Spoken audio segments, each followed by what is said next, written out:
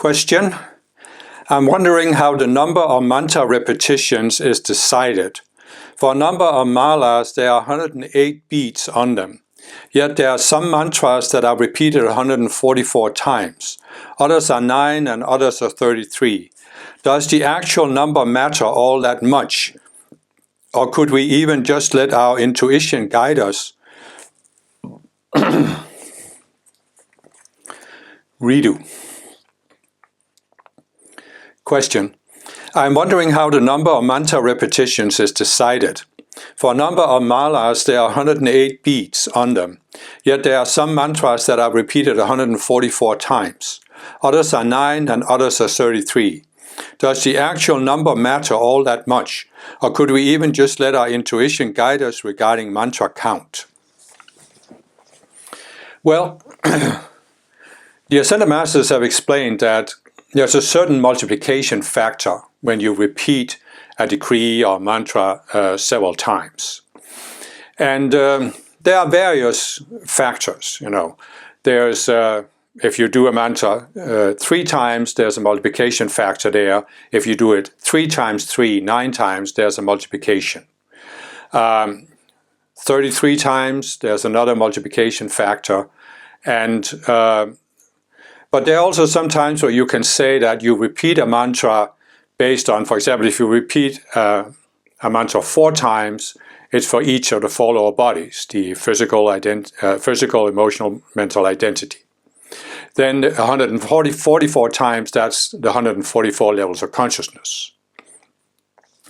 So I would say that the number of repetitions is just a guideline to get you started.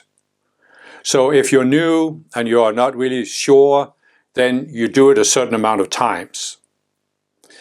But as you become more experienced, you do exactly as the question says. You just let your intuition guide you. And what you can do is you can actually learn to sense.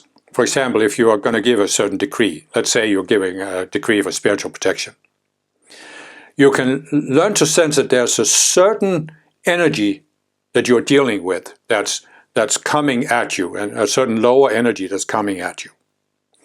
And you need to invoke enough spiritual protection to counteract that energy. So it's like there's a certain measure, certain amount of energy you need to invoke to deal with the lower energy.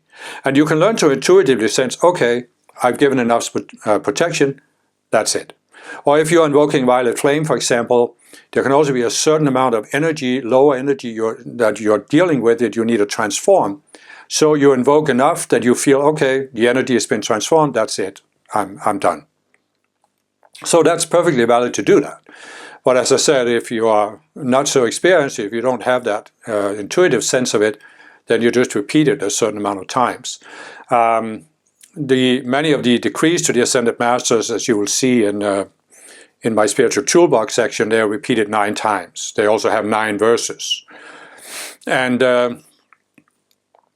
some of the invocations, they have 4 sections, 1 for each of the 4 lower bodies. But with the shorter mantras, you tend to repeat them more times, like 33 or 44 or 144. I know in the East, it's often 108 times. And if you are from that tradition, then just do it. It's not like it's so... It's like it should be seen as a guideline. You shouldn't become rigid and fanatical about it. And it's actually not the best approach to be rigid about it. Because the best approach is that you develop your intuition. And if you are deciding with the outer mind, always have to give it a certain amount of times and that's it, then how can you develop your intuition? You're not even listening to it. So you want to practice that, listening to when is it enough, when have I done enough? And you might, for example, give 5 decrees to Archangel Michael for protection. You feel, oh, okay, that's enough, but now I need to do some violet flame for transmuting energy, so you give more than 9 violet flame, for example.